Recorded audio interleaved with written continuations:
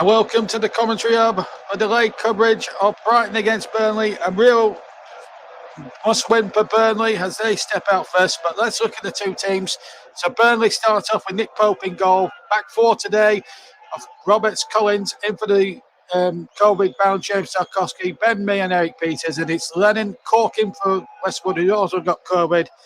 Brownhill, McNeil, and it's Weghorst and Cornet up front. On the bench is Wayne Hennessy, Sam Waller, Matt Lawton, Ashley Barnes, Dale Stevens, Jay Rodriguez, Phil Bardsley, Kevin Long, and Bobby Thomas amongst the substitutes. So two enforced changes for Sean Dyche as his team have been hit by COVID, namely Tarkowski and Westwood, hence why Nathan Collins and Court plays. Brighton lined up as follows with Sanchez in goal, Lamptey, Veltman, Duffy and Cruella at the back. No Lewis Dunk through suspension and no Webster for injury. Basuma plays in the anchorman role, and then it's Mulder, Lallana, Alexis McAllister, and then it's Danny Welbeck and Neil Mopai up front. On the bench for the Seagulls, we've got Jason Steele, Leandro Trossard, Pascal Gross, the German, Stephen Alzati, Sully March, Moses Cascado, try to say that quickly, Hayden Roberts, Mark Leonard, and 58-year-old young Republic of Ireland youth international, Evan Ferguson. The referee today comes from Leicestershire, that's Kevin Friend. The two assistants today are Adrian Holmes and Simon Beck. Fourth official is Dean Whitestone. And VAR down at Stockley Park today is Peter Banks. So we're just going to pause now. A minute's applause in honour of a loss in the Brighton family. So we're just going to pause for a second.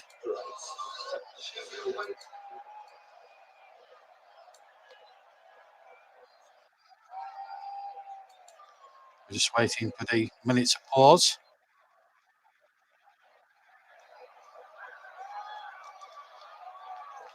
Pause for a second. Steve Burtonshaw is the man who died.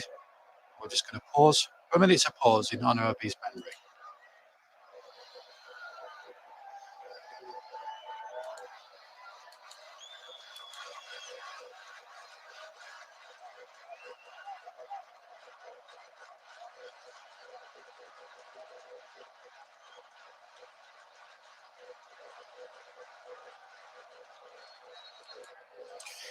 Well received from both sets of supporters. How well respected? Well, our sympathies, of course, from the commentary go out to Steve's family and friends at this very sad time. But anyway, we're almost set to go here on the south coast. It's been battered and bruised a little bit in the last 24 hours through Storm Eunice.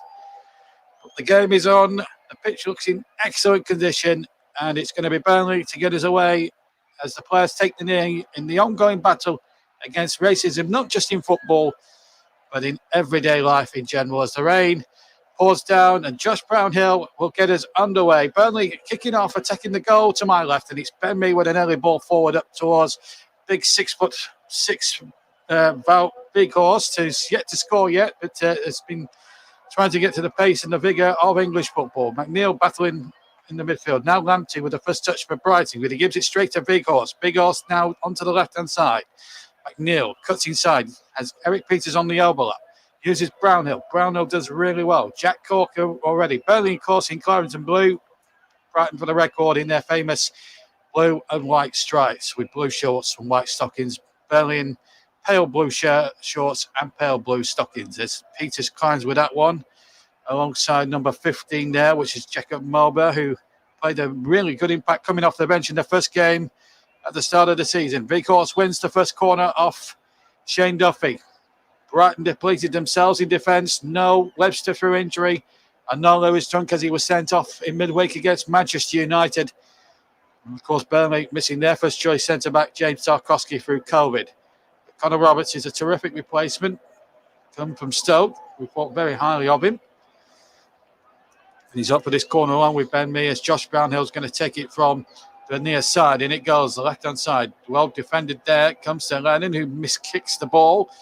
A little bit of a Gary Owen up and under, sort of a rugby sort of clearance. Lennon takes it on takes a 1-2 there with Maxwell Cornet. Lennon with a cross looking towards Weghorst, but it's turned away for a corner. Burnley making a very, very, very positive start, knowing that a win here could close the gap. Newcastle drawing earlier in the day.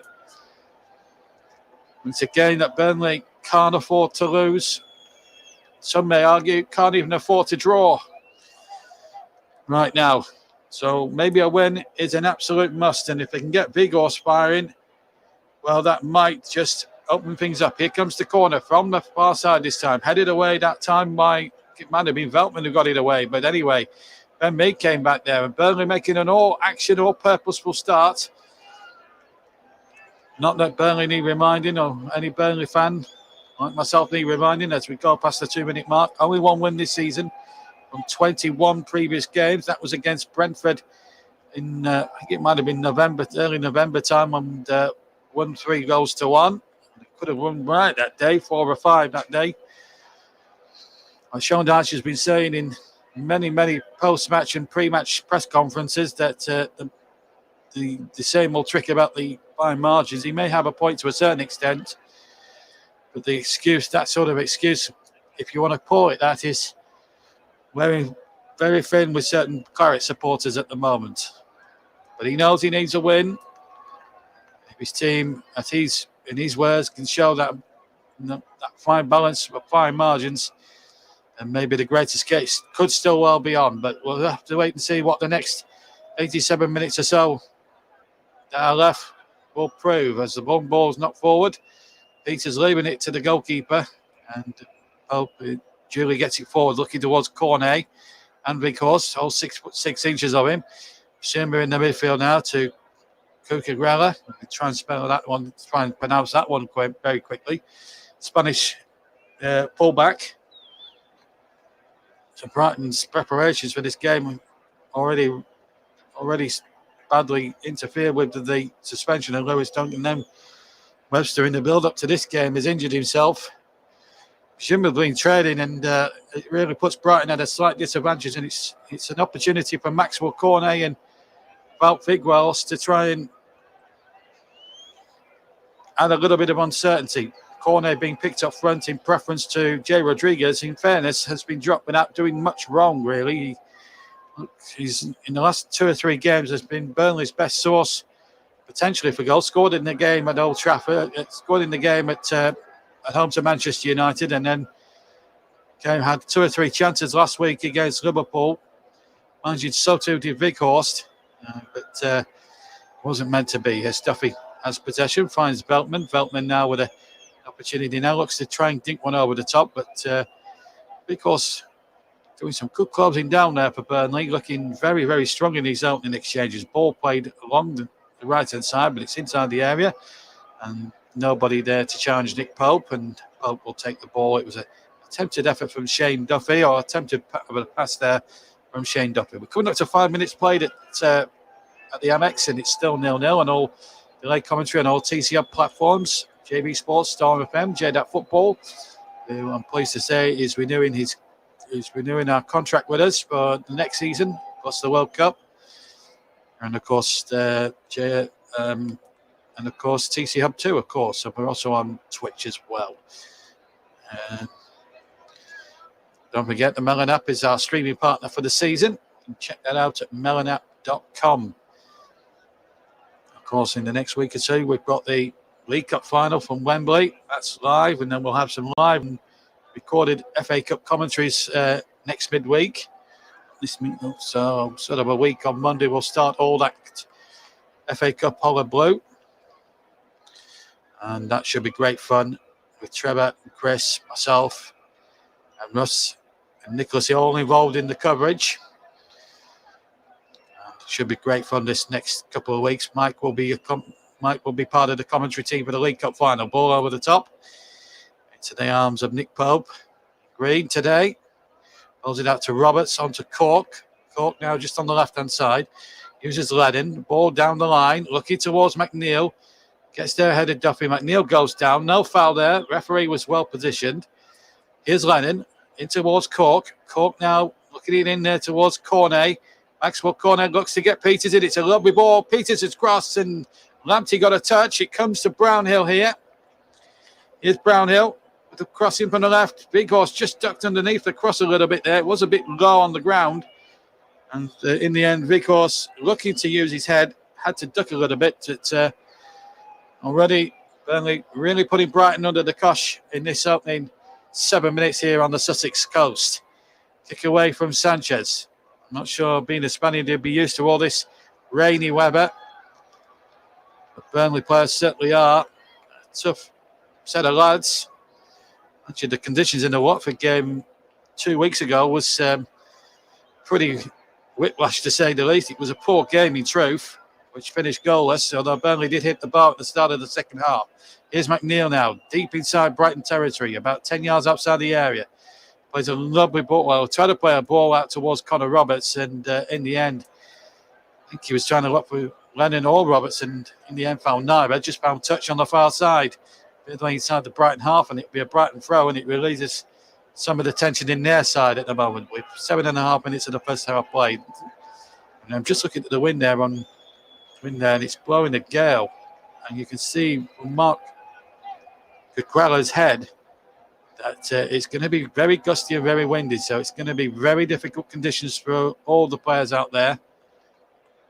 The conditions may just favour Burnley slightly in this first half as Bissouma comes charging forward. There was a foul there, but the advantage has been played, quite rightly so. Mulder now, the Polishman. Can he get the ball across? It's over Pope's head. Welbeck is in there, but I think he's pushed his man, which was Connor Roberts, and a free kick it is to Burnley. But, I have to say, good refereeing this from Mr. Friend. There was a foul in the build-up here, as you'll see here on Bissouma. That was by Dwight McNeil. But the referee quite rightly played on. Mulder, who's a terrific crosser of the ball, as we saw in the first game at Turf Ball when he came on and changed proceedings there on opening day. As you can see, as I've seen there, Welbeck's clearly pushed Connor Roberts over, and it was quite rightly given as a free kick to Burnley. Brighton had their chance, wasted it. Here's Lennon, picking the ball up now on the right-hand side, cuts inside, looks to find McNeil, but the challenge came in there, and it had to be timed there. It might have been, was it Mulder that getting across there? It was. Mulder got a little foot on that. Is caught now from the throw-in, taken by Peters, out towards Connor Roberts, who's got acres of space on the right-hand side. Dinks McAllister, and then, he's hit the bar. He's actually hit the bar with a cross. I don't think he was meaning to shoot there. Connor Roberts put a left-footed cross in, and the wind, it must have caught in the wind. And it's hit the base. It's hit the middle of Robert Sanchez's crossbar. Well, if he meant it or not, that's irrelevant. I think he was trying to cross. And in the end, he's hit the top of Sanchez's crossbar. Caught Roberts. Roberts really caught the goalkeeper up balance there. And Burnley almost in front within 10 minutes. Sanchez, a very relieved goalkeeper, I must say. Kicks long up towards Welbeck, who flicks it down. Here's a chance now for Mulder to come forward. Ball breaks to McAllister. Lallana has it, the Brighton captain, skipper in the side. He placed the suspended Lewis Duncan, who of course was sent off at Old Trafford in the 2-0 defeat to Manchester United on Tuesday night. Ronaldo and Bruno Fernandes, the goal scorers that day, or that evening rather. Here's McNeil, has to use Ben Mee. Bit of purposeful start this from Burnley, it's got to be said. Here's Roberts to Roberts, who smashes it down, or Collins rather, who smashes it down, but Quadraguela got back, and here's Court winning the ball. And I must admit, I had a few question marks about Jack Cork's selection, but he's certainly proven his worth in this opening 10 minutes, proving me wrong a little bit. Here's header one there by Collins, who's had a good start. In some of the games he's played for Burnley, hasn't really let the side down at all. Nathan Collins still rated him very highly when he was at the Bet365 Stadium, and they thought very highly of him. Very reluctant to let him go, but he wanted to play Premier League football. Hasn't had much of a chance because of Ben Mee and James Tarkowski, but when he's come in for either one of those two, whether it's alongside Tarkowski or Ben Mee, he's actually been quite very. It's not never let anybody down. Kick forward now towards Big Horst. Bissouma winning it there, and almost bumping into Maxwell Cornet.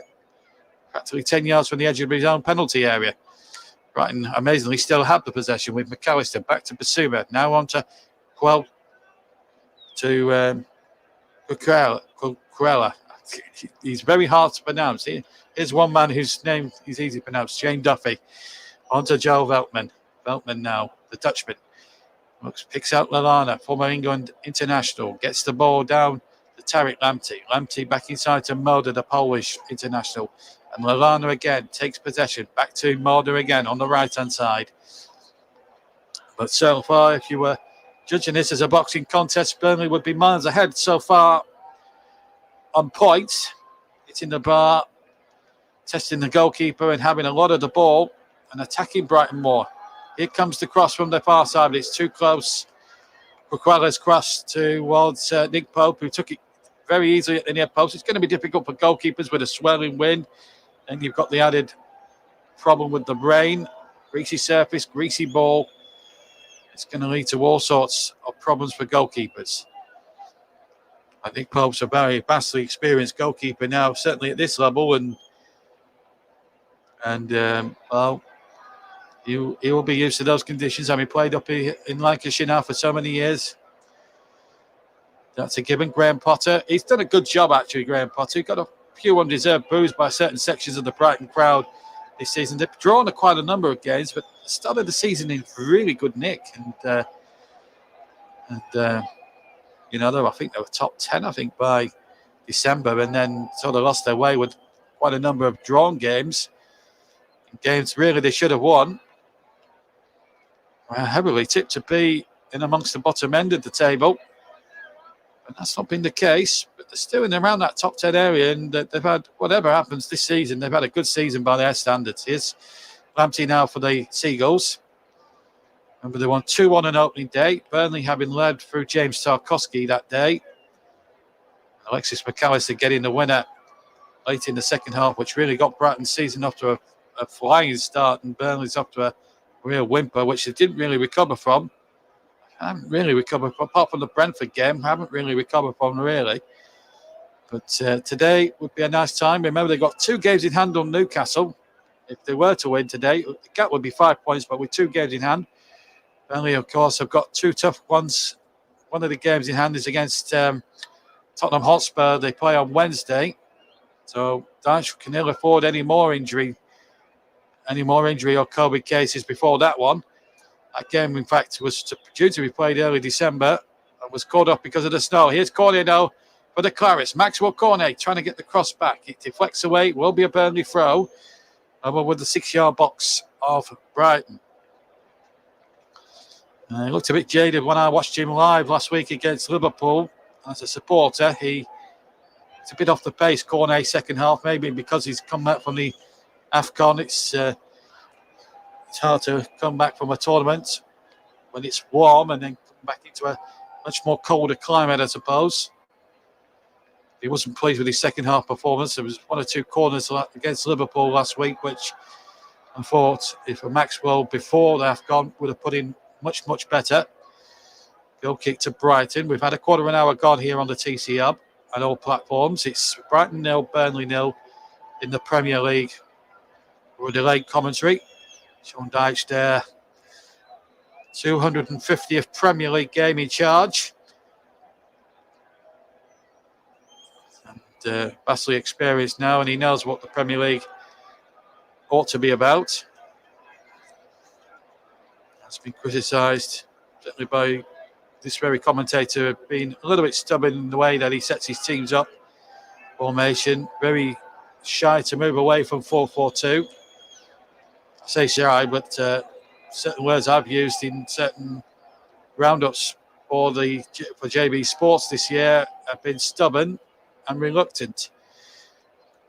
But he's still a good manager, still a good man, and he knows what he wants. McNeil with the cross, too close to Robert Sanchez, who takes it calmly in the 6-yard box. But Dwight McNeil looking to whip his men, which we have precious in lieu of. And McNeil was dropped, you may remember, for Liverpool last week. Had half an hour and didn't really make too much of an impact. But he played an under-23 game and looked really good. Here's Cornet now. And Veltman stopped him, and then Lamptey has carelessly given away a corner under no great pressure over on the far side. And Burnley here really pressing Brighton into making elementary mistakes here. It was Roberts who knocked it forward. Nice little flick round there in the corner there from Brownhill. Showed some great touches, I thought, last week against Liverpool. So he had some real checkers going there last week. So here comes the corner then on the far side. McNeil rather with the corner. Comes to Maxwell Cornet. Here's McNeil again. Whips it into the penalty area. Ben Mead climbing there. Brighton getting in the way, but not very far, no. Peters with a header forward. Much distance on it, but Burnley still asking all the questions, but Brighton have answered them very calmly. But here comes Mulder now, the right winger, who certainly changed things at the turf early at the start of the season. Lamptey offers support, hits Peters, and out for a throw-in. Brighton now starting after 17 and a half minutes, just to come out their shells a little bit now. And it'll be good for the game as a spectacle. That is the case. It's all been Burnley here in this opening quarter of an hour, 17, 18 minutes. And Brighton have made a real mess of that throw-in, I'm afraid. Lamptey and Bissouma getting their wires in a tangle and gifting cheap possession to Burnley. 18 gone, still 0-0.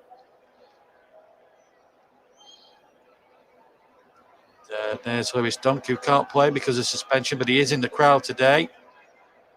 So Veltman takes his place, and then, of course, Shane Duffy's had to come in for the injured Webster as well, which doesn't bode well, really, for Brighton's back four. Is long ball forward there by Nathan Collins. Veltman takes that down on the edge of his own penalty area. And the kick away by Sanchez, a long kick. He reads that one well. And Lennon now takes possession.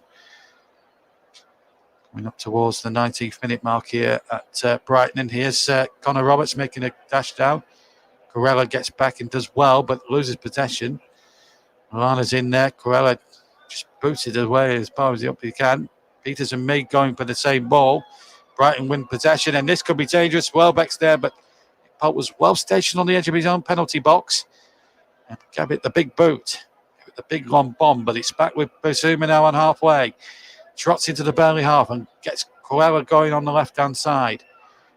Mulder has just taken a little position out on the left-hand side. Lamptey's free on that right-hand side too, as Milana, the captain for the day, feeds him, and he'll try and take on Dwight McNeil. He tries to show him around the outside and does so, but then he turns on his heels. Lamptey finds McAllister.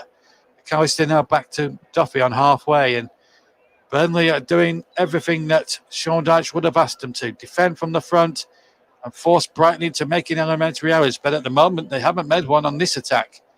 Corella now tries to switch to play, and he switches it from left to right flank, and Lamptey, first touch was heavy, and then he's fouled McNeil on the near side, and free kick to Burnley. We've hit the 20-minute mark. You have to say, if this was a boxing match on points and you were judging it on scorecards, you certainly say the first 2, maybe 3 rounds, you have to give the honours to Burnley. Been a good, positive play so far from Sean Dyche's side, who start the day bottom. 3 points could easily get them off the bottom, depending on results. But, 3 points is an absolute must today. In the wind and the rain, Brighton, a town that's really been battered, like most southern towns, by Storm Eunice in the last couple of days. Well, ground staff have made sure that the game's gone on. Pitch looks in excellent condition, like they do anyway for most Premier League games. Here's a chance now for Roberts. Pull back. Vigor shoots, and he scores! Vigor for Burnley. Right-footed into the net. 21 gone. And that's his first ever goal for Burnley. And the 900 or so Clarets, who are brave Storm Eunice to come down to the South Coast, well, their trip may be well worth their while. 21 minutes gone, and Burnley's dominance has been rewarded. It all started with Nathan Collins playing it round the corner. Then Lennon carried it on. Then Roberts gets in from down the right-hand channel, pulls the ball back towards the right-hand side of the penalty spot. And from 12 yards out with the right foot, first time shot. Big Horse beats Sanchez at the near post. And Burnley have been rewarded for a bright start here at Brighton as we hit the halfway mark of the first half. It's Brighton and Hove Albion 0, Burnley 1 here. Delayed audio, alternate commentary on the TC Hub and all platforms, including JB Sports, J-DAC Football, Storm FM, and TC Hub 2, and Twitch. Great start for the Clarets. Away from home in stormy old Brighton. And the best team are winning this football match. There's no doubt about it. Here's Lamptey now for Brighton, looking to hit back straight away. Cross puts Pope under a little bit of pressure, not too much. Just had to scamper back two or three steps and takes the ball, no problem. Very difficult to judge the wind in the goalkeepers today. Certainly when catching the ball and everything else. Anyway, Pope kicks long, looking towards Big Horse. There was no foul there. Big Horse on towards Maxwell Cornet. Cornet turning, uses Lennon. Just a little bit of Aaron Lennon there. Maxwell Cornet uses Roberts now. He put in another Super Bowl. He'll try, looking towards Cornet, and it's headed behind by Veltman for another Burnley corner. We've hit the halfway stage of the first half already. Brighton 0, Burnley 1, and Burnley looking for more. What does Graham Potter do now? He looks very rueful at the field of play. He's not very happy at the moment, Graham Potter, a man who's really changed Brighton's style of play in the last 18 months or so since taking over from Chris Hughton the last 2 seasons. And Coella and Cork having a bit of a set to inside that 6-yard box, and Kevin Friend wants a word with both players. Let's just see what happens now. JB, your commentator, John Stuttard, for this crucial Premier League game. Between two draw specialists, Brighton nicely perched in the top 10. Burnley needing the points to get off the bottom of the table and get within fighting distance of Newcastle United, who drew 1-1 at West Ham earlier today. Here's McNeil, gets the ball, twists and turns Welbeck, but his cross was not on the same wavelength as his brilliant skill just preceding that. Here's Peters now battling with it with Neil Mopai. Now Alexi McAllister takes possession. Cork is wrestling into the ground, but the referee quite rightly allowing the play to go on, and then knowing that there was no advantage there for Brighton, he's blown for the free kick. Yellow card, I think, has been awarded, is it to Eric Peters? Maybe a touch harsh there against the Dutchman. Let's have a look on the replay. It bumped into Mopai. Well, I thought there was a bit there. I don't think there was much in it between there. I think Mopai has actually thrown around Peters, and I think the yellow card should be for the Brighton man rather than the Burnley man. Look, Mopai's shoved him over. WWF style. And then he goes and books Peters, the referee. I don't understand why Peters is booked, because it was Mopai who shoved him over. Never understand that one. Here comes the cross, and it's easily taken there by Pope. Not a good cross by Lamptey, really. It was too close to Nick Pope, if I'm being truthfully honest. Unless Cork got the yellow card, it looked as if it was being shown in Eric Peters' direction. And I have to say, that is the most ridiculous yellow card I think I've seen all season.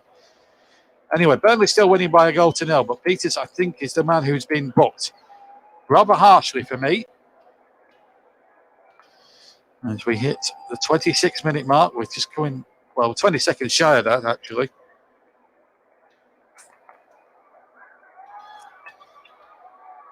Might have been for this, actually. I think they've given it to Jack Cork for shoving McAllister. In fact, he was pulling him back. He was just as guilty as Mopai was in the earlier incident with Peters. We initially thought it was Peters, but I'm hearing it's Jack Cork who's got the yellow. Anyway, Burnley in possession with Vigors trying to get it through to Maxwell Cornet. But at the moment, Burnley have got their hosts rattled, and that bodes well, really, for Sean Dyche's men. All they've got to do is maintain a bit of disciplinarian, a little bit of discipline, and they could get the job done, but never write off Brighton. Burnley were in front around this stage in the first game of the season at the turf, and Brighton made a couple of switches and won the game. Burnley had chances to win that game. I think they should have won it. Should have been 2 or 3 up by then. By the time the equaliser came, and then Alexis McAllister, to add insult to injury, got the winner. Coella now has it on the far side. Takes on Leonard. Has to go back though to Veltman. Veltman now. Have to use Coella again on the far side. Coella, the Spaniard. Back to Veltman, the Dutchman. Now Duffy, the Irishman. 27 gone in the Premier League. Delayed alternate commentary on the TC Hub and all platforms in association with Melon Streaming app. Here comes the cross towards the penalty area, and Jack and Nick Pope on the near post takes it. Don't forget, if you are wanting to use Melon Streaming app as your streaming app of choosing, you can check their website out at melonstreamingapp.com. Of course, we'll have a player of the match to choose later on in association with commentary services. But enough of the mentions, more of the game. 27 and a half minutes. And Weghorst is down, injured in the centre circle. Though this is a concern now. He did have an injury last week against Liverpool and he was forced off. This looks like the right knee he's holding there. Doesn't look in too much discomfort, unlike Liverpool last week when I saw him from the top of the Hargreaves stand boot or punch the ground in absolute anger and pain and frustration. Alistair Beattie, the physio, is on there for Burnley. Let's see what happened on the replay. I think this is the goal, actually. There's the ball played forward by Leonard. Roberts makes a terrific run. And I tell you what, he's come in, plays like Moulton at right back, and he's made that position his own. That's a beautiful assist and pulled it back. Beautifully weighted cut back, it really was. And Weghorst, who in the last 3 years playing for Wolfsburg in the Bundesliga, has been second top scorer in those 3 seasons behind a certain Robert Lewandowski, who, of course, needs no introduction, playing for Bayern Munich. Weghorst is on his feet, I'm pleased to say. Ian Warren just giving him a polite tap on the back. And I think Weghorst will be okay to continue. But Connor Roberts, full marks to him there. For the pullback, it was just unbelievable. I think that the magic sponge from Ali Beattie has done the necessary job, and Dean Whitestone just giving him the all clear to get him rejoined with the rest of us here at the Amex. 1-0 to Burnley. A goal on 21 minutes scored by Weghorst. He's now back on the field, just running a little gingerly, but should be okay to run it up. Now Coella on the far side. Lennon stops him beautifully there. Brilliant challenge there, and then the ball knocked forward there by Roberts. Up towards corner, he's fouled there quite viciously there by Duffy. And it will be a free kick to Burnley, just shy of half an hour played. For Weghorst, the deadline day transfer from Wolfsburg really has made the impact. Are Burnley getting back to the Burnley of old? It's taken them nearly 3/4 of the season to get there, but they're still, I tell you what, a win today. And right back in that survival Russian roulette. Here's Peters. Peters is crossed just too close to the goalkeeper, I'm afraid, Robert Sanchez. But Burnley, every time they attack, they look a threat. And this is probably the best display I've seen from a Burnley side since the Brentford result, really. There have been glimpses of it against Manchester United where they could have won the game. Watford, they didn't look like breaking the target. Neither did breaking the deadline. Neither did Watford, to be fair. Burnley have looked very good defensively in the last few games. Have strong jaw that Sean Dyche places so much store in. But it's been that final third, really, they haven't really looked good enough in. Chris Wood, only before his move to Newcastle, only managed 3 goals in about 20 games. But I think when you compare Wood to Weghorst, I think Weghorst has got a lot more to offer than Chris Wood actually did in this season. And I think part of him was playing for a move. I mean, they didn't get much change out of Wood this season, Burnley.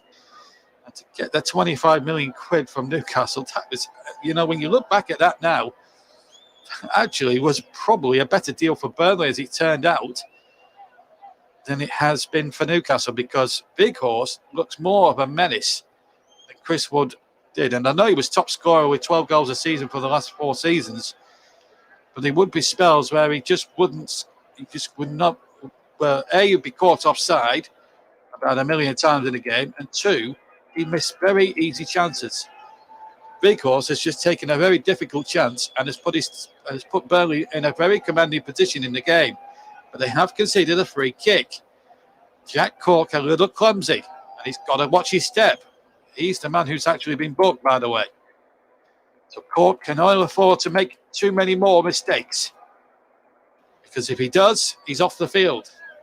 Here's Lamptey now for the Seagulls. Brighton, who are trailing 1-0 in this crucial Premier League game. Brighton needing the points to make sure they get to 40 as quickly as possible, even though they're nicely anchored in mid-table.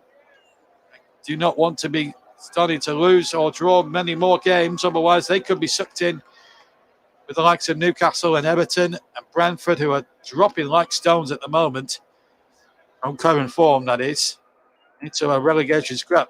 A few weeks ago it was going to be one from 4 rather. Could be several other clubs, including Everton and Brentford, now right back in the mix.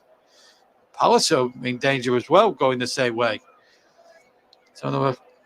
So maybe it may not be all over for Burnley at the moment, if they can hold on here. Lamptey's cross in there, and it's knocked away, and the shot from McAllister is mishit, and a little bit of desperate defending. It's taken Brighton 33 minutes to actually give a little bit of threat to that Burnley defence.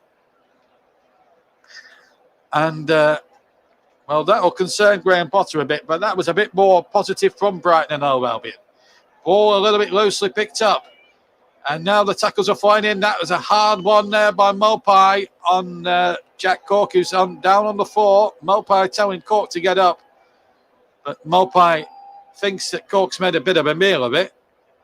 Anyway, it's all smiles at the end of it all, but it is a free kick to Burnley.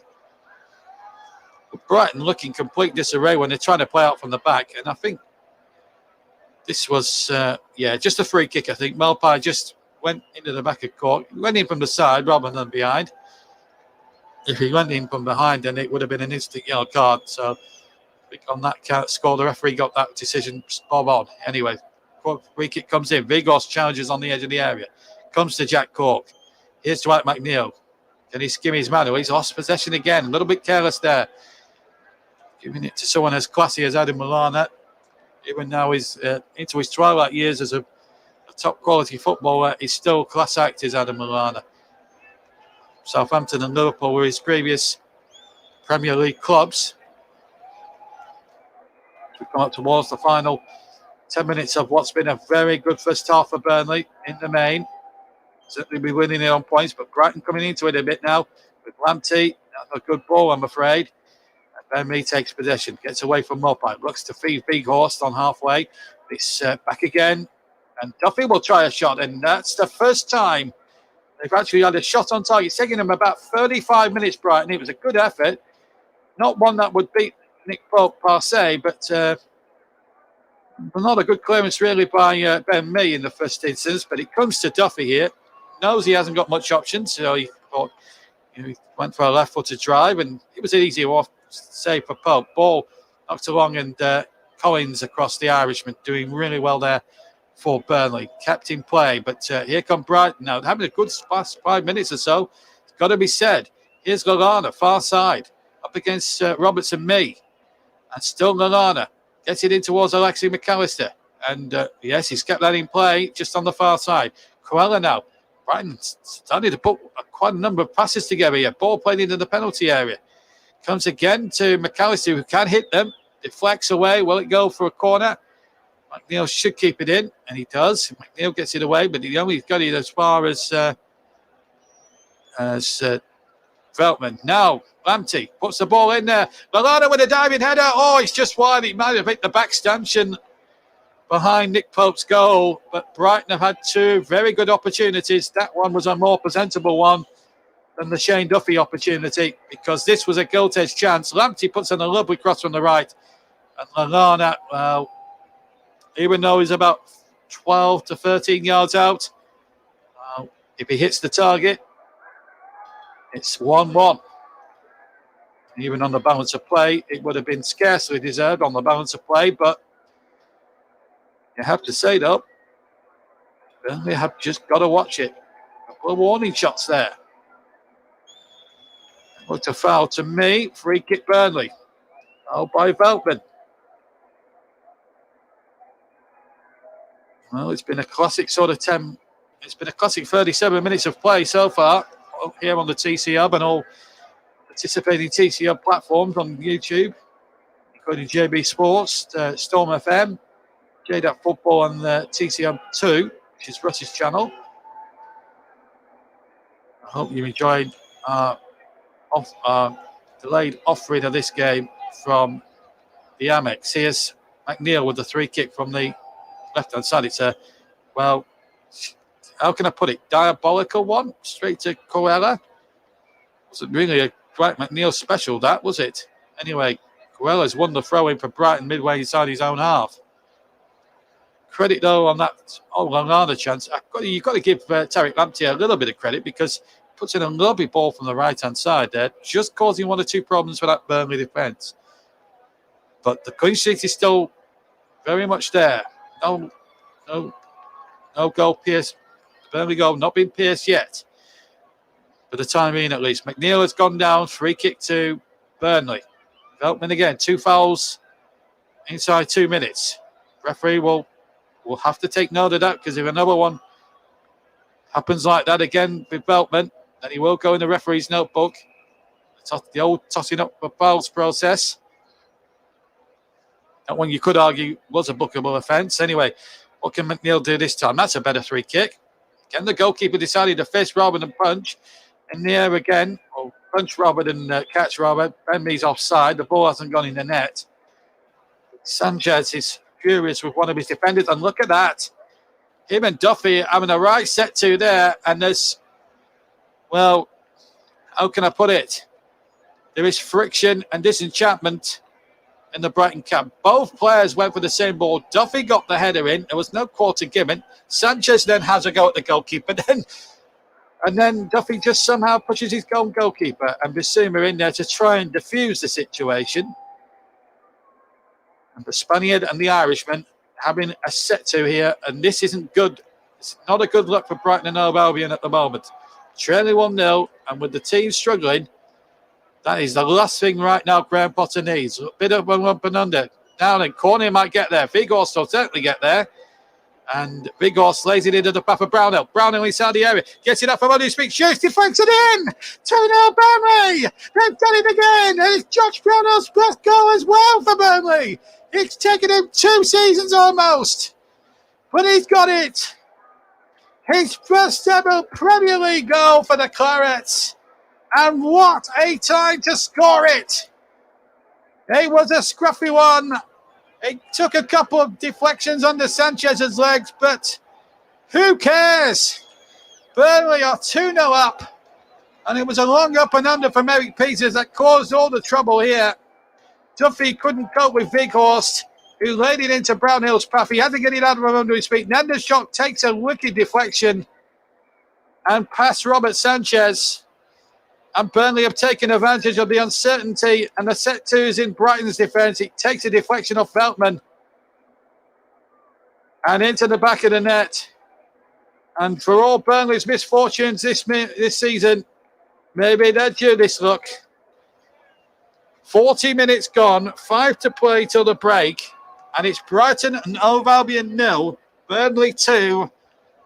And I don't think many people inside this Amex Stadium can argue with that, as Vigorst charges down an attempted clearance by Robert Sanchez. Deflects out for a throw-in. Another day that might have bobbled off his backside and into the back of the Brighton net. But let's not get too ahead of ourselves. It's 2-0 to the Clarets. It's a great performance from them, just when they needed it most. And what do Brighton have in the tank now?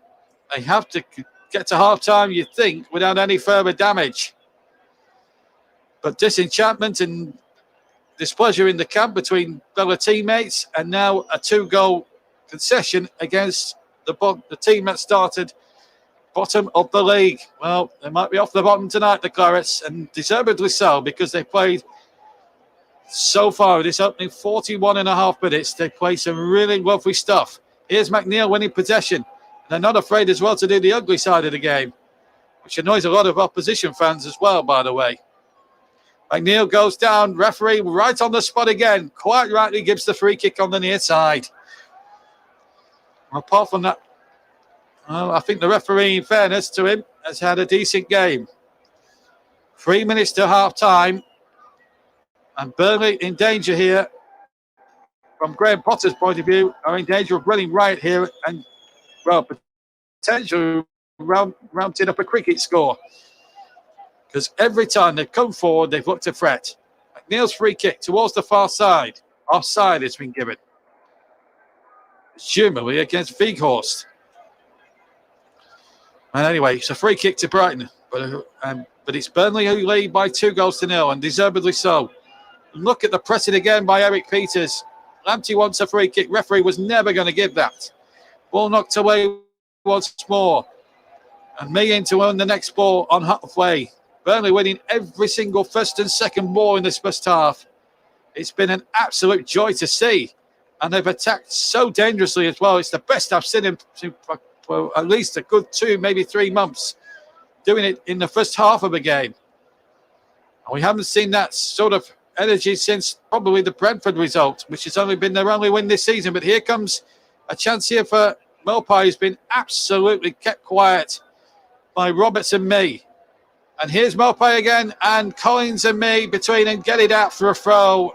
Mee has injured himself in the process, but probably in the greatest of causes possible, because he's denied Maupay a clear chance at goal and has put his foot in where it hurts the most. But Brighton really need to up their A game here. McAllister just leaving his knee.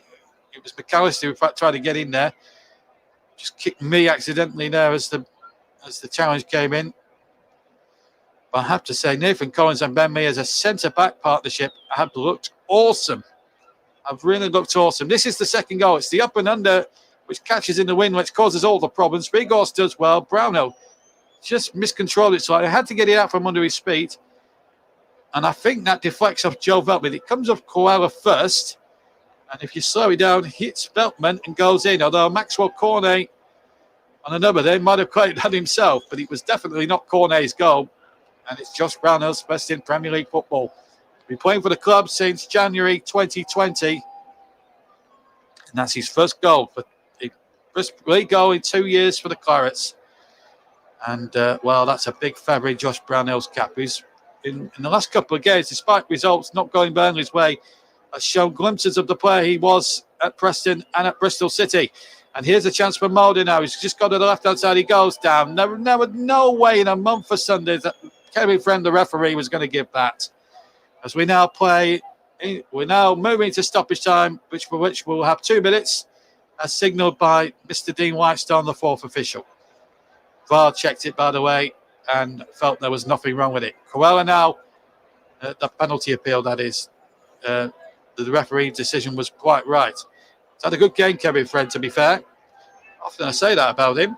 Here's Lamptey now for Brighton. 2-0 down and in desperate trouble here. Team in discipline. Players falling out with each other. Teammates falling out with each other. Not making for a very good look. And 2 goals down. And really rank defended on the 2 goals. Although well taken, but a terrific goal from Weghorst. Got to be up there for goal of the month of February, that one. And then a scuffed goal scored by Josh Brownhill, making it 2. There's a free kick to Brighton with a minute to go. Josh Brownhill involved. Bit of a set to here. And there's frustrations here starting to boil over. It's the Brighton players that are losing their heads a little bit. It's just a penalty appeal again against Lennon. In fact, I think it's more on Lennon than it is Alana, if I'm being perfectly frank with you. I don't think you can give that. And did his job and did it to the letter. So I don't think there's any cause for concern about VAR overturning that decision with Kevin Friend, who's actually been very, very good this first half. There you are, collector's item from the John Stuttard commentary box. The referee getting praise. Anyway, free kick to Brighton, and it's well defended by Burnley. It wasn't a good free kick from Moder, if I'm being bluntly honest. 15 seconds or 2 minutes to go as ball is knocked out of play from Connor Roberts off a deflection. Neil Mopai, it'll be a Burnley throw-in. 4 seconds to the break. I think the referee, right on cue, should blow up here. We have played the 2 minutes, and right on cue, he does blow for half-time, bolts for half-time. So plenty of work for Graham Potter's men to do here as he storms off down the tunnel at half-time, but it's Big Horst, and with the opening goal in 21 minutes, and then 4 minutes from the end of the first half, it was Josh Brownhill, 5 minutes from the end of the first half. Josh Brownhill making it 2 with a scuff shot. And that's the scoreline at half-time here on the TCO. It's Brighton and Hove Albion 0, Burnley 2.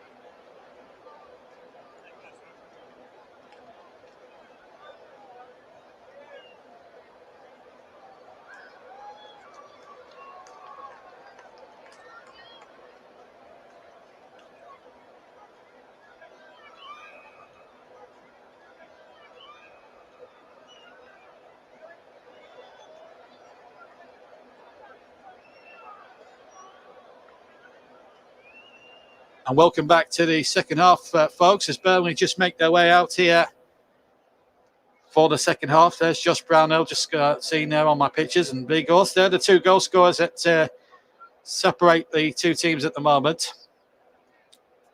And Burnley in a very good position, but as a lot of people always say in the game, 2-0 is a very dangerous lead. So maybe Burnley need that extra insurance policy. So if they get the next goal, then you think it's game over for Graham Potter's men and Sean Dyche's team. Will be making the long trek back north from Sussex with all 3 points. No changes from either side as far as I can make out. So it's as you were as regards to 22 players on the field. And off we go for the second half. Brighton attacking the goal to my left. Burnley to the right-hand side, where 900 supporters who have braved the elements and stormed Eunice to come down on a very cold, wet, windy day on the Sussex coastline. 2-0 here at the Amex Stadium in Farmer, which is sort of a suburb of Brighton. It's just on the outskirts of the town. Kick forward and again, Pope. Oh, miscontrolled it, and Pope's in trouble. And this could be problems now. Lamptey's on the case for Brighton. And unfortunately, the bounce of the ball didn't favour him there. Ball knocked across and Ben Mee there. But Pope there just playing Harry Carey at the start. But it's Brighton on the attack again with McAllister. Corella now. Corella gets it out towards the near side. Mulder now into McAllister. Midway inside.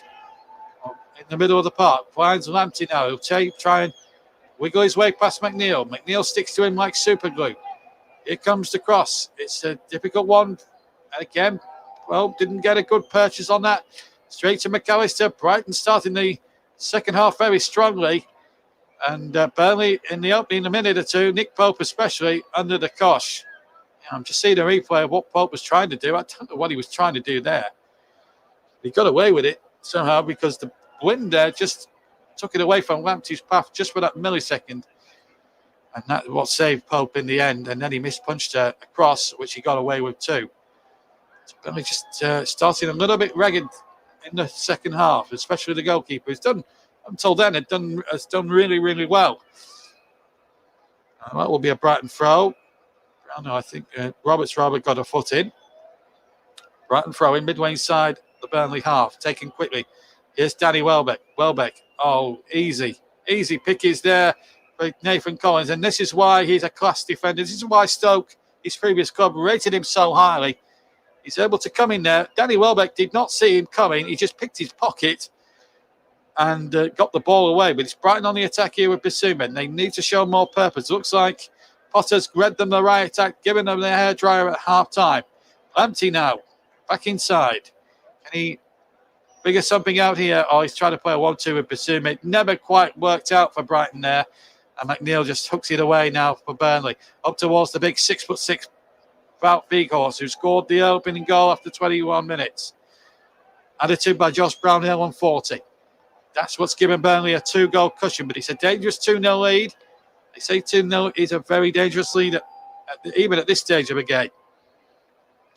It's all about that defensive jaw now for the second half. Burnley have that security, but how much will it tell in the second half? Brighton are a good side. Let's not kid ourselves at that. They're in the top 10 for a very good reason. The Grand Spurs very close in the FA Cup a couple of weeks ago. Veltman now for the Seagulls, trailing 2-0. Burnley could be off the bottom. They won't be out the bottom 3 with a victory today, but it will put them right in fighting distance of Newcastle. But it's Brighton on the attack. Bissouma on the edge. McAllister on the edge. Cornet with a challenge, and he may have hurt himself in the process. In fact, McAllister had fouled him. And a free kick. And this is very concerning news for Burnley because Cornet has stayed down.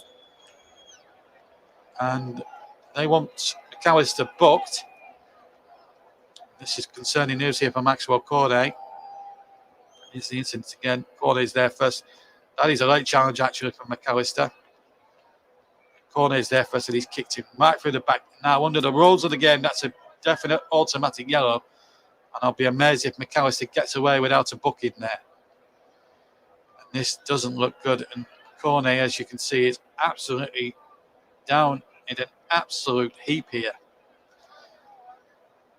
Looks in very considerable pain. Ali Beattie is there too. I can see Jay Rodriguez and Ashley Barnes being prepped. Barnes, who has come to this ground as a Burnley player before, and a live JB Sports match a few years back when Burnley won 3-1, when they were also, both teams were actually battling relegation that season. Barnes scored a penalty. Chris Wood got a brace that night. Lewis Dunk with a reply then for Brighton. Jay Rodriguez and Ashley Barnes being told to warm up. So it looks like one of the two will come on. And Jay Rodriguez, of course, has got previous with Brighton fans because of the Gitan Bong incident of a few years ago, which didn't go down too well with a lot of Brighton fans. And it's still felt in this part of Sussex. As Cornet, I'm pleased to say, he's been out to his feet, but it looks as if his afternoon may well be over now. Let's hope it's just a precautionary measure, but that was a horrible challenge there from McAllister. Cornet in there first, and McAllister just went barging into him like a bull in a china shop. I'm amazed. If the referee hasn't carded him, then I'll be amazed about that, because I was a Burnley player. You can bet your pound to a penny that a Burnley player would have been booked. Cornet is limping away to the near side here. Let's just hope it's a precautionary measure. I'm just seeing Ashley Barnes there warm up and a couple of the Brighton subs there. Let's remind you of the two benches as well while we've got this stoppage. Jason Steele, Leandro Trossard, Pascal Gross, Stephen Alzati, Solly Marsh, Moses Caicedo, Aidan Roberts, Mark Leonard and Evan Ferguson for Brighton as the game is back underway. Burnley subs, we'll give you those in a second. Here's Jack Court breaking forward. Burnley temporarily down to 10 men. Oh, he was knocking the ball back actually. Brighton attacking the goal to my left incidentally. Cornet is actually back on the field. Can he run it off? It doesn't look as if he can. Just felt a grimace. I just saw a grimace down on his face as he tried to run. He is well back down the left-hand side. Needs support. And that's a really good challenge there from Nathan Collins, who got in there, took the ball cleanly.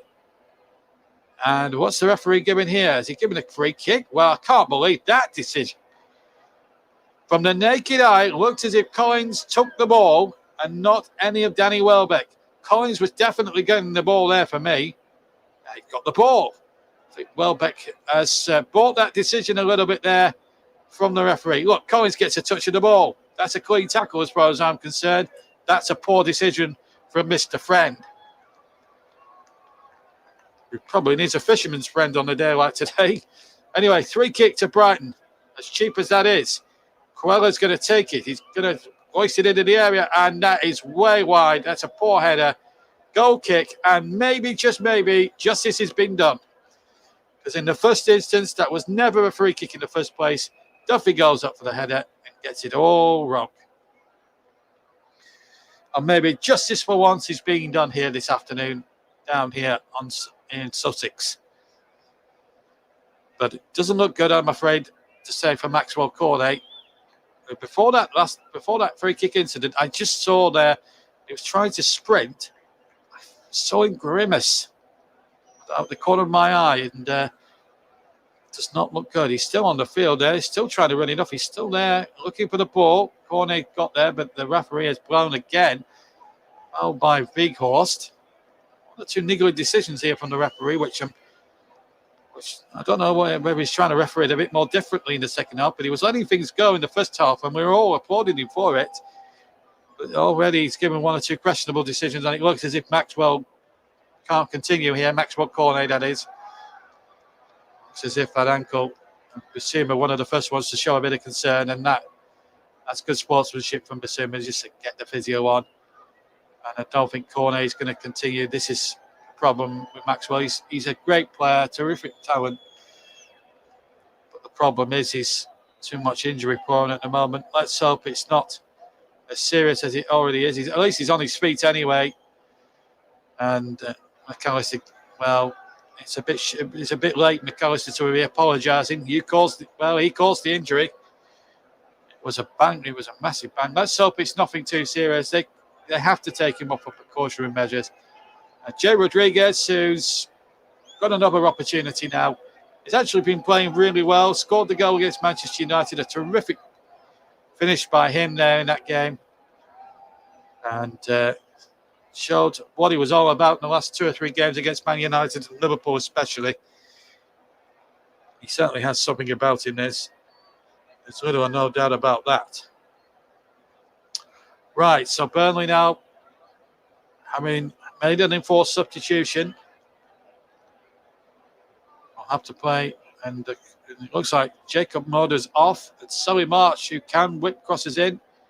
He's coming on, and Leandro Trossard is replacing Adam Lallana as well. So it looks as if the captain's made way there, or the standing captain is making way. There's Leandro Trossard, who can hit them.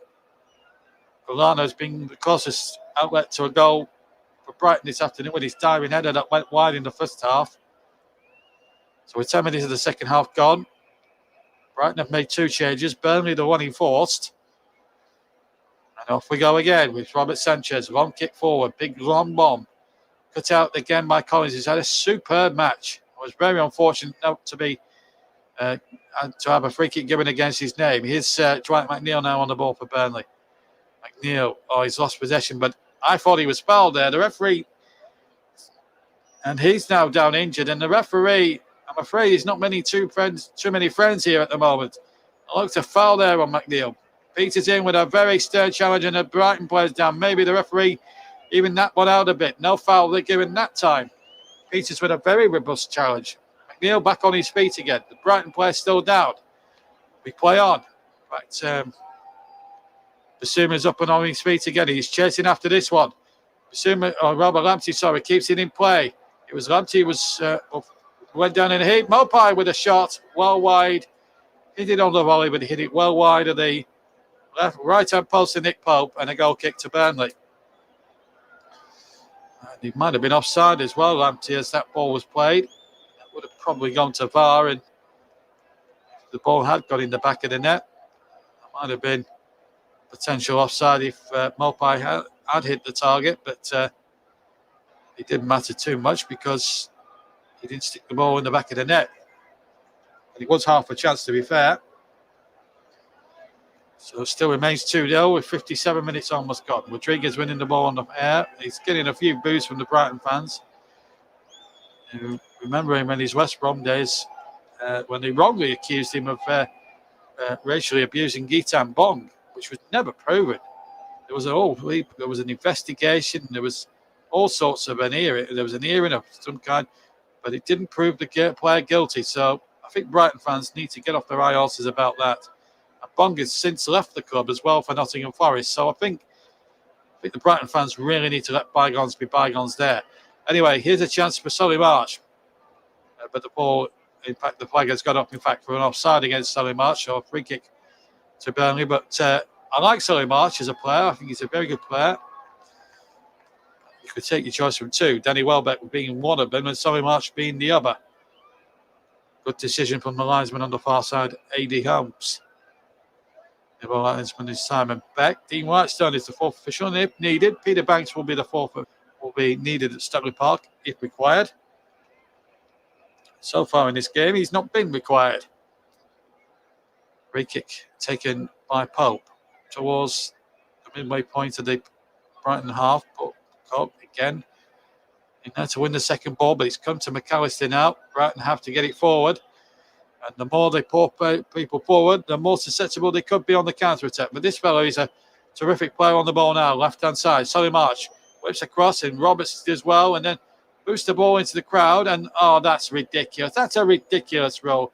I don't think Roberts meant to do that. And the referee there should have shown a little bit more discretion, in my opinion. That is a ridiculous thing to do to a player who's done so well, Connor Roberts. He gets the crossing, the ball belts there, and I just think I don't think he meant to boot it as far up as he could. I think the referee there was way too strong. Ball played in, hit Lennon for a corner. Coelho that time with the attempted cross. It wasn't a good one. Lennon blocked it easily. Just annoys me then when referees book players for that sort of offence. And it's a rule that should be absolutely outlawed. As the corner comes in, not very good. Coelho now again. McAllister, rather Trossard chips it in. Pope, yes, good decision with the fist, because he got it perfectly to Dwight McNeil. Is going blazing forward on the left-hand side. Just has to look for support a little bit, and he's got it. In the shape of Eric Peters. Back towards McNeil on halfway. Back to Peters again. Still on the left-hand side. McNeil flicking it on. Cork keeping it into play. The two central midfielders combining. Rodriguez is there. Cork is there still. Burrowing a nice hole on the left-hand side. Cross comes in towards Big Horse. I have to say, well, Big Horse has had a magnificent game for Burnley today. He's certainly up in the force for man of the match, sponsored by Commentary Services. And here go Coella now. He's being tracked there all the way by Lennon, who brings him down. That will be a Brighton free kick. And he's also going to get a booking. Well, you have to say that's more, if that's any more of a yellow card than the McAllister one, then I think Mr. Friend is absolutely out of order. Nothing in that at all. It's a foul, no more, no less. But yet he doesn't book McAllister for a nasty challenge from Corney, which puts him out the game. But then we'll book Lennon for just a normal bog standard tackle. It just doesn't make no sense to me whatsoever.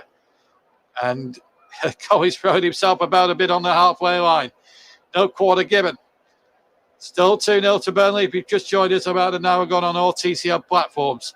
Delayed commentary, alternate commentary of this Premier League encounter. Burnley are winning it by 2-0. Big Horse and Brownhill, the scorers in the first half. The ball not long, high and long. Headed away by Veltman. Rodriguez chases after this one, and Rodriguez has got it. He's got Big Horst away to his left. He's found Wout Big Horst, and Rodriguez is there. And I think it was actually McNeil, who hit the shot against. It might have been his own man, Jay Rodriguez. Anyway, free kick has been given for a foul by McNeil, and referee again not letting Brighton take the quick free kick, which actually will suit Burnley down to the ground at the moment. Solly March in possession. Still 2-0. We've had well over an hour gone here at the Amex Stadium in deepest Sussex on a Saturday, cold, windswept, rainy Saturday afternoon. Pitch side microphones blowing over. That's the ferocity of the gale force that's been around the Amex all afternoon. And even the pitch side mics have heard the brunt of the horrible rubber here at the Amex Stadium. Ball out to Lamptey far side. Tries to go around Peters, who gets a good foot in there. Will be a throw in to Brighton.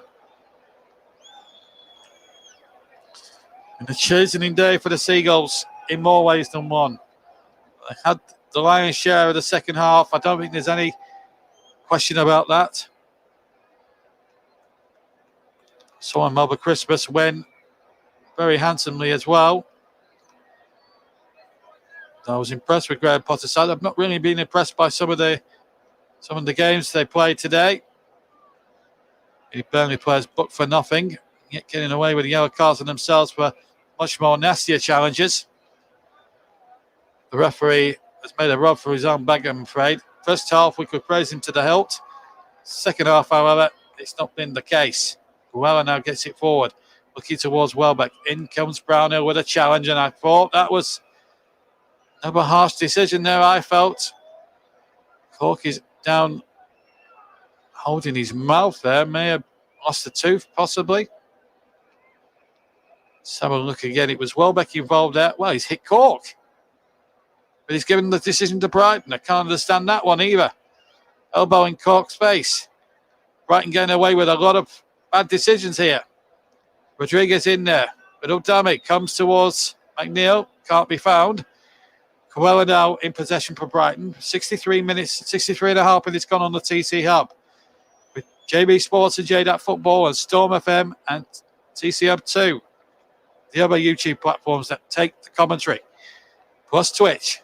Brighton 0, Burnley 2. Delayed alternate commentary of this Premier League encounter. Ball laid out towards the near side. Can't find Solly March. It will be a throw-in to Burnley. Midway inside their own half. 64 gone. Burnley 2 up. And on course for 3. valuable points at the Amex Stadium. A place where they've been unbeaten in 4 before today. If they do win today, it will be 5. We had a few draws there too. Of course, there was that memorable win in 2019, 3 years ago, when on a very cold, it was January when they won 3-1. It was a real basement battle that day as well. 2 for Wood, 1 for Barnes. It was when they were bottom at Christmas, or next to bottom at Christmas, after a win by Everton, and they went on this extraordinary run which got them, it was 40, I think it was 30 odd points from the second half of the season alone. Also going out the FA Cup early on that season helped them stay up as well a great deal. Of course, it was a European campaign that didn't help their cause. Here's Solly March. Standing to give Connor Roberts a bit of a torrid time at the moment. March into the penalty area. Good running. McAllister can shoot, and he shoots over the top. Got a deflection. It's a corner. Edge of the area when he struck it, McAllister. It was a lovely play once more. Brighton just looking at a little bit more menacing in this second half. And since the substitutions, they've looked a bit more of a menacing side. McAllister's right-footed shot, deflects off just Brownhill and over the top of the bar. Well, it's gone towards the far side for this corner, and it goes towards Welbeck. Peter's got there first. Here's Lamptey on the right-hand side. McAllister to Coelho. Stayed on side. Coelho's cross. Well charged away from McNeil. He's having a really good game now after a shaky start. Peters is putting his normal, no-nonsense type performance. And here he is on the ball. Good challenge by McNeil, or at least we thought it was. And the referee, I'm afraid, has made another bad decision. He let the play go for 3 seconds. He gets the ball there, as far as I'm concerned, and Lamptey made a meal of it and has conned the referee. That is a poor decision from Kevin Fredden. It has to be said. The referee there, and there was 1 or 2 quizzical looks from the Burnley players. It really was quizzical, to say the least. 66 minutes gone. We're coming up towards 67 minutes here. Ball back towards Robert Sanchez by Coelho. And it looks towards Solly March, who can't keep it in. But the referee here in his second half is absolutely not winning many friends amongst the Burnley fraternity, because, in my humble opinion, that challenge from McNeil was a good challenge.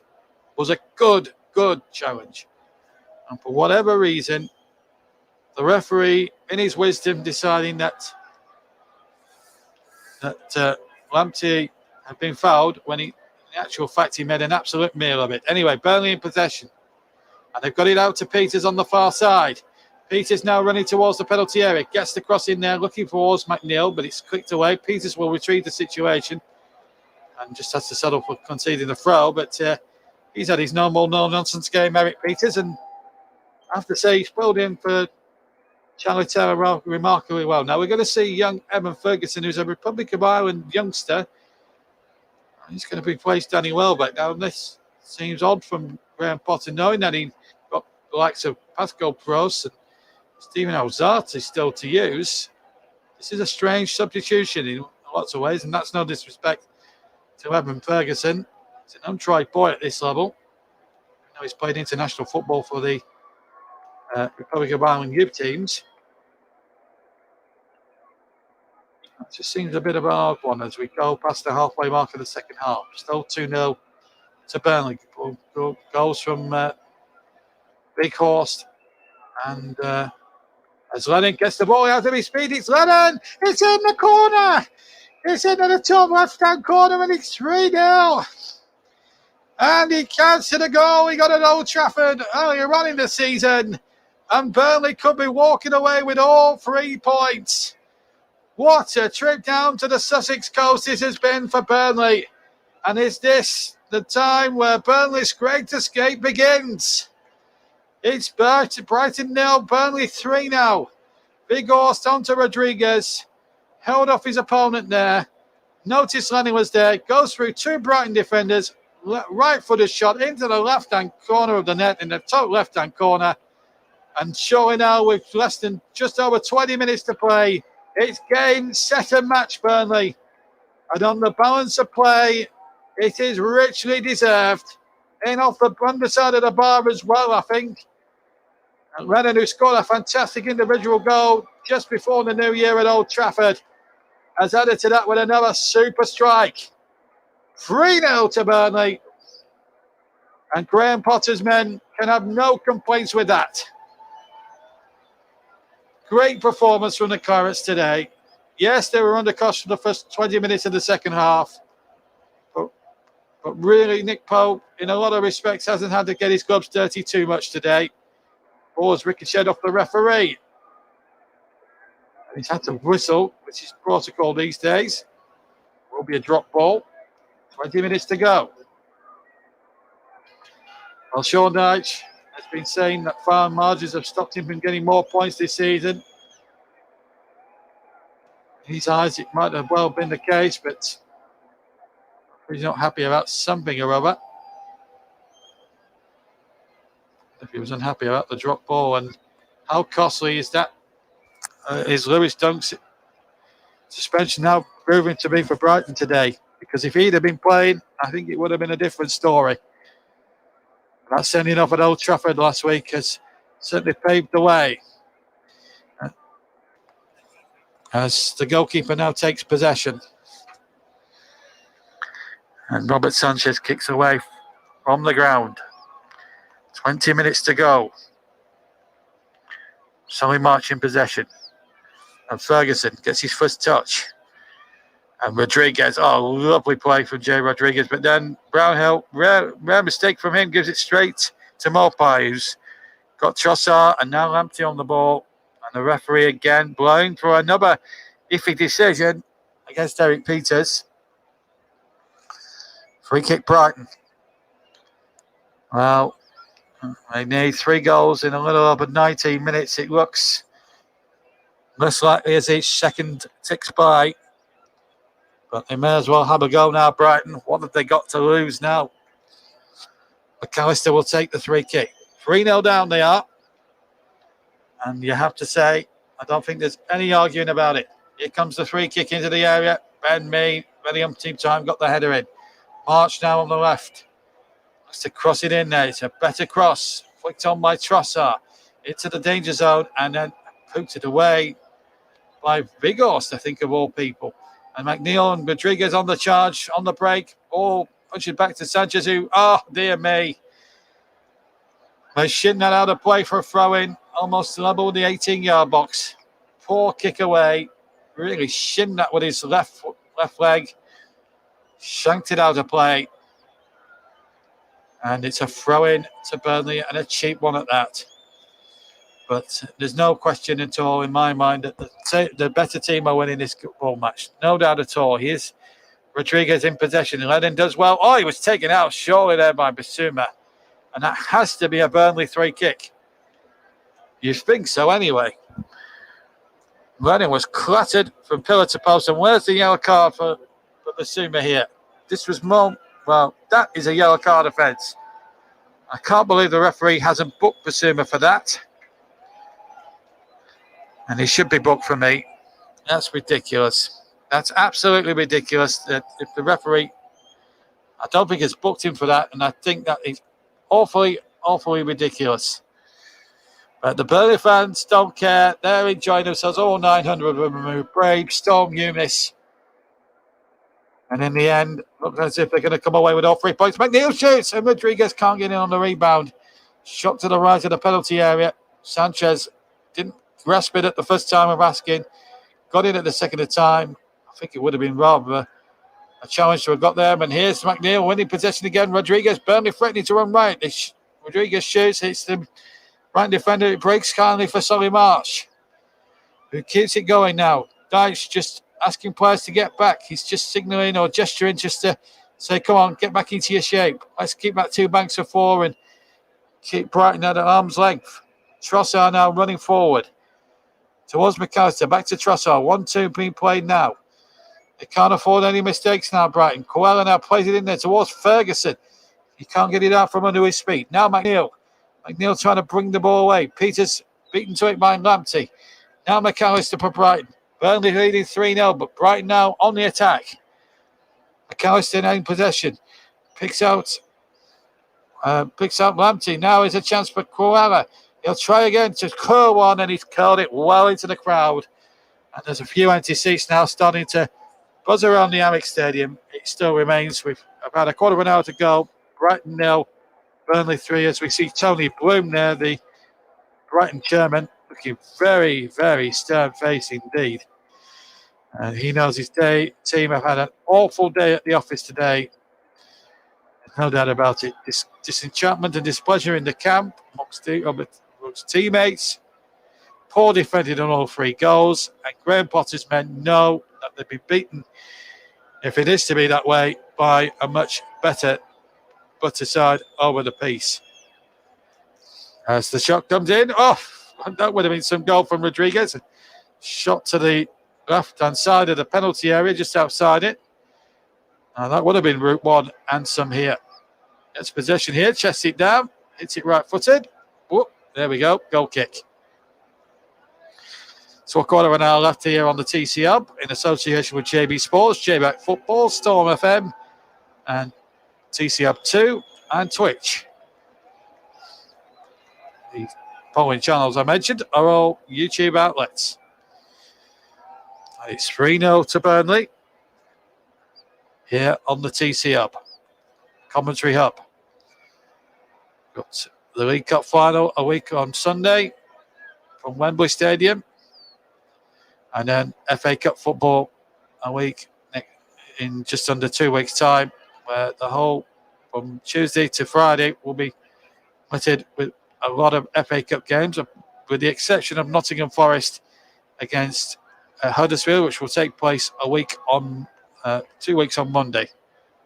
Or less than a week on Monday. It might be a week on Monday, actually, when they finally take the field in that one. But anyway, we'll have the FA Cup covered for you, whether it's recorded or live commentary on the TC Hub. Myself, Trevor, Ross, Nicholas, and Carl will be all over that one for you on the first week of March. This big horse, he's had a cracking little game today. He's performed admirably well. He's performed terrifically well. He's looked sharp. He's looked absolutely sharp in every single department. And Burnley have deserved their 3 points if they are to just keep their 3-goal lead. All that's missing now is a clean sheet. As we go into the last 13 minutes plus any injury time here, it's been a chasing experience and on their own territory, although the conditions have not helped possibly Brighton's cause. It's not the sort of conditions they're used to, really. The Storm unit has been battering the South Coast for a long, long time, just as Trevor, who lives just further west from here in Hampshire. It's Sally March now running towards the area. March is crossed too close to the goalkeeper from the left-hand side. It was poor, if I'm being bluntly honest. And that's been the story of the game so far. He's shown glimpses of what he's against. Sally March. Time I commentate him or watch him, he's a very impressive character. I'm amazed no bigger club than Brighton has actually attempted to spend money and pick him up, because I think he could do well with a much bigger team, an Aston Villa or an Everton and or that similar stature. I really do think if he goes to a much bigger team, I think his potential could show. Here's Brownhill winning the ball nicely. He's got Vigorst now to his left. He might not use him. Brownhill shoots, deflected, and McNeil sticks the ball into the right-hand corner, but the flag has gone up for an offside. It must have touched Vigorst. He was in an offside position. I think Dwight McNeil actually knew that. The linesman Simon Beck had his flag up straight away. But once again, full marks to Vigorst for dispossessing the Brighton player in the first place. Then the shot came in, and yes, Vigorst is offside. And when it strikes the back of his arm, or the back of his back even, comes to McNeil, he is active. And I think Bar will have a look at it, obviously, but I don't think the fourth goal is going to be given. And I think the referee and VAR will be right disallowing the goal. Good decision. Burnley won't mind too much about that because they're 3-0 up and coasting to what looks as if it's going to be a nice, good, comfortable 3-0 victory. And they've been excellent value for it. Lennon he was trying a shot. He might have been trying the shot, I don't know. But anyway, doesn't really matter. It's with Robert Sanchez now. Burnley 3-0 up. And all they've got to do is see out the remaining 10 minutes plus stoppage time. And the game is theirs to have been won. Ball out towards Lamptey. Lamptey knocks it on there, and that's going to not reach Evan Ferguson. And a goal kick. It is to Burnley. Well, McNeil is certainly a candidate for man of the match. Certainly Weghorst is there. But this is the replay again. Yeah, Weghorst is offside and then becomes active when the ball in the vertically hits the back of his back and into McNeil's path. I think if he doesn't deflect it, McNeil has a tap in anyway, but I think McNeil half knew it wasn't going to count as soon as he stuck the ball in the back of the net. And him and the referee, Mr. Friend, having a little bit of a giggle about it. So it all ends amicably with smiles. Here's McNeil again, far side. And it goes for the 1-2 again. Weghorst waiting in the centre. McNeil can't reach it. It's a goal kick for Brighton. But again, lovely approach play once again from Burnley. Lovely football. And the Burnley fans away to my right are absolutely loving every second of this. It's been a long time since Burnley have put in a performance of this nature. And it really does illustrate the fact that Burnley may well still get out of trouble. It also helps when the likes of Newcastle can drop points like they did at West Ham today. Because if it had been 3 points, then it would have been out of Burnley's reach. As it is, 5 points is very much biting distance. And there's other teams being sucked into the mix. Here's Trossard with a shot from outside the area. Right-footed, sails a mile over the crossbar into the stand. And a goal kick it is to Burnley as we go past the 81st. As we have hit 81 and a half minutes of this game.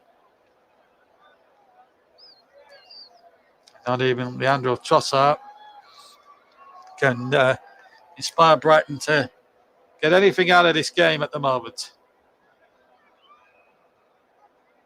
Been a tough old assignment for him.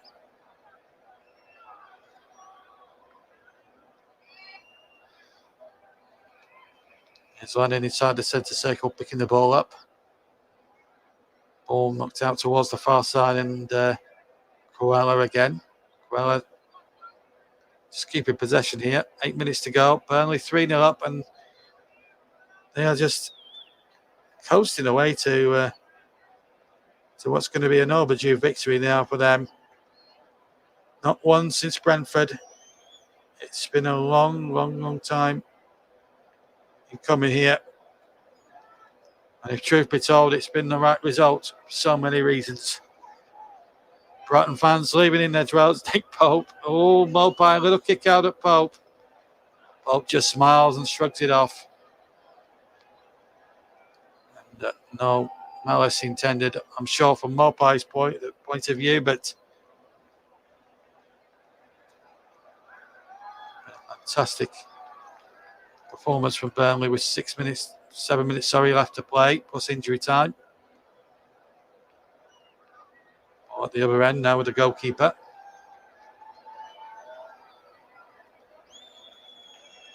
Open now for Brighton.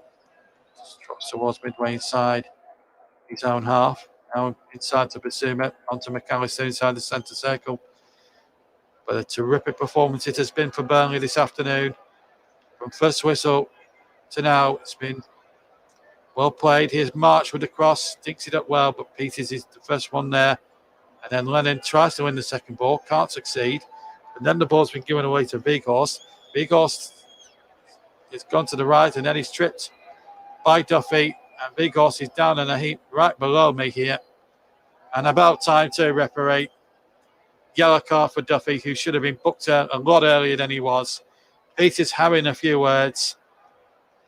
And Duffy, quite rightly, is booked. It's away from Basuma there. Duffy, who could have easily been booked earlier on in the game. Look at the reaction of Sean Dyche, and now it's all kicking off. Weghorst and Duffy, and Weghorst, I don't think he's going to accept any apologies whatsoever here. He thinks that Duffy should be at least sent off for that. It's just kicked off a little bit here. And it's Brighton who are losing their discipline rather than Burnley at the moment. Weghorst, I'm pleased to say, he's okay. And that's the important thing, I think, out of all that shenanigans. Free kick taken by Collins towards Weghorst. Again, tangles with Veltman this time. And then Brownhill can keep it in on the far side. Burnley still looking for more. Onside is McNeil. Played it in towards Rodriguez. Knocked away by Veltman, the Dutchman. Here's another Dutchman, Peters. Has he kept that in, McNeil? He hasn't. It's a throw in for Brighton, I think. Yes, Brighton's roll. 5 minutes to go. So a terrific performance from Burnley.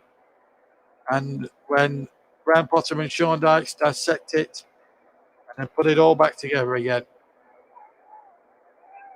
I think what you can't deny is the fact that Burnley have been the more deserving winners out of the two teams. Brighton fans, even on crutches, leaving the ground. Disappointment for them, but they're okay. It should be safe for at least another season, at least.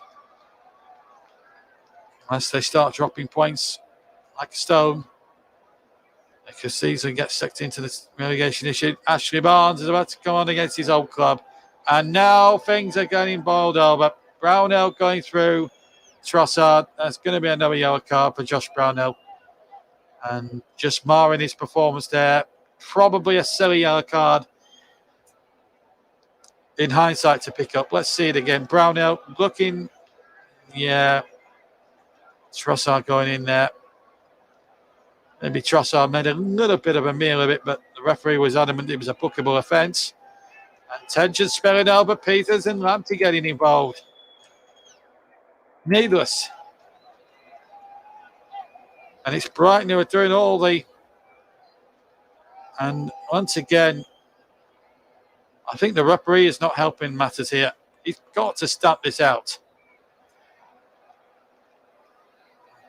Both players will end up in the book if they don't stop arguing. Meanwhile, Weghorst is going off to a terrific reception from the Burnley fans. And he, in fact, will be my choice for man of the match, of course. Superb goal, has led the line superbly well. Has given Duffy and Veltman a horrid time. And on that basis, just ahead of Dwight McNeil, by the way, Weghorst picked up the Player of the Match award sponsored by Commentary Services. His place, incidentally, for the last 3 minutes has been taken by former Brighton player Ashley Barnes. So, last few minutes now. So, Weghorst is the Player of the Match. Free kick for Brighton. Didn't come to anything, and McNeil hooks it out for a throw-in for Brighton. The game's up for them now. But I have to say, going back to man of the match, it was an open and shut case, really. There was Dwight McNeil that was also in the frame. Eric Peters had a good game too. Weghorst has had a super match and thoroughly deserving of his Player of the Match award, sponsored by Commentary Services. Weghorst, the Player of the Match. Here's Solly Marsh for Brighton. Corella back inside once again. Duffy, who's lucky not to be a red carded, in my opinion. Not that it will matter under the circumstances. But Brighton's discipline has been disgraceful. But there's the Player of the Match, in our Player of the Match. I'm fully meriting of the award. Not just for his goal, which was an excellent goal, which opened the scoring, but his all-round play as well. He's held up the ball well, has brought people into it. And Burnley have looked a really brighter outfit today. And he's been the main hub. And he's brought into the style of play that Sean Dyche wants him to play. Lamptey now for Brighton. Entering the area from the right-hand side. Cross in. Ben Mee heads it away. Brighton are still going to give it a go with Shane Duffy on midway inside his own half. It's going to be a nice performance, this from Burnley, because Brighton still look for a consolation. Ball played in there, and Roberts knocked it out. 1 minute of normal time remains here. And it's Brighton's corner. Solly March to take. Dean Whitestone will be out with the fourth official board in a minute. There's a Burnley player went tumbling, but off the ball. Lamptey now with a crossing from the right. Caught with the winning the first ball.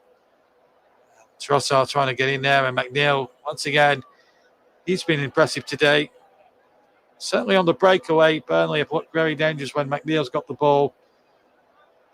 And yes, at times he's tried to hold it up so he can bring other people into it, but even so, he's played intelligently. He's looked very good. Barnes lost his possession now to Shane Duffy, his former teammate.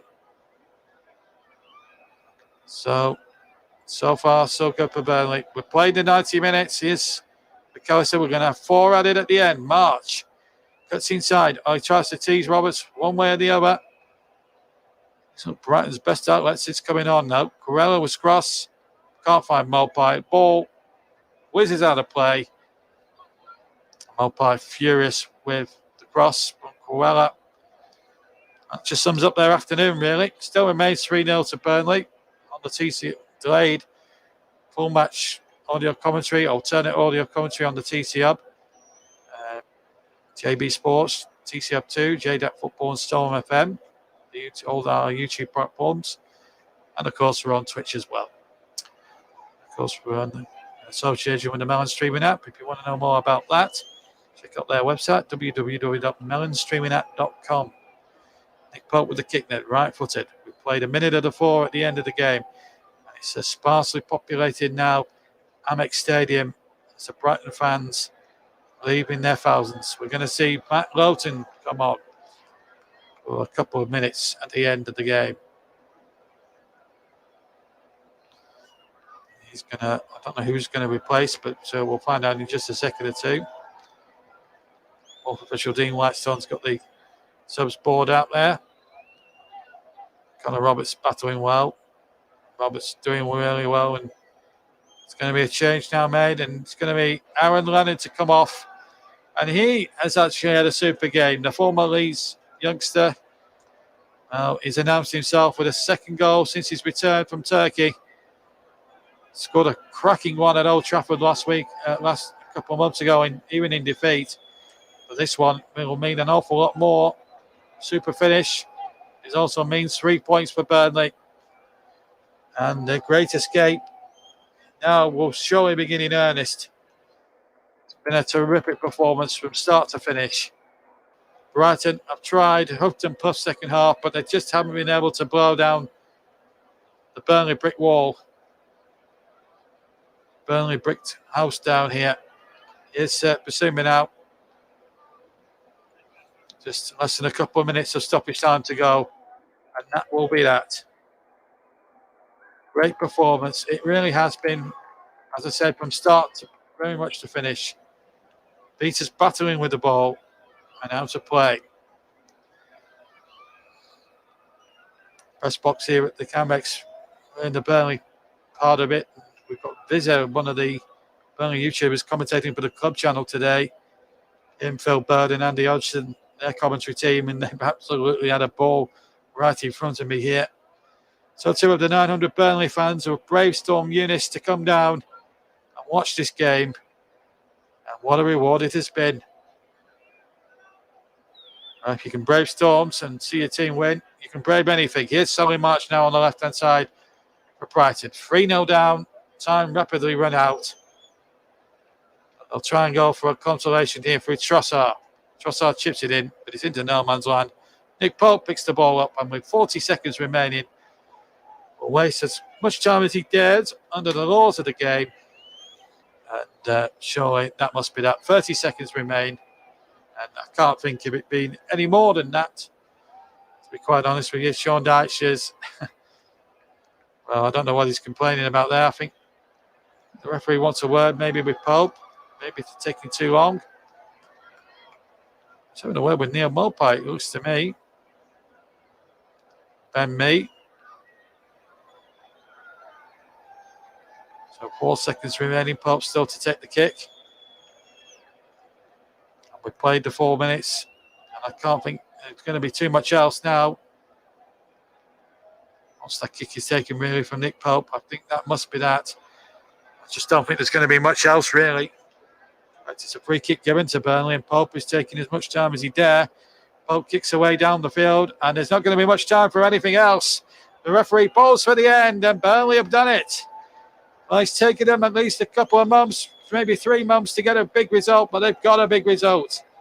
They move within biting distance of Newcastle United at that bottom of the league. They've not only got 3 points, but they're off the bottom of the table. But 5 points in it now, with 2 games in hand. It's very much all to play for. The great escape is on.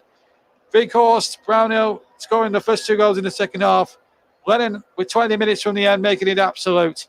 What a result for Burnley here on the South Coast. Terrific result and well-deserved as well. It's finished here on the TC Hub. Brighton and Hove Albion 0, Brighton 3. I hope you've enjoyed our delayed commentary here from the Amex. And from me, JB, John Stuttard, thank you very much for listening. And we'll see you very, very soon on the TC Hub. From all of us here at the Amex, it's a goodbye.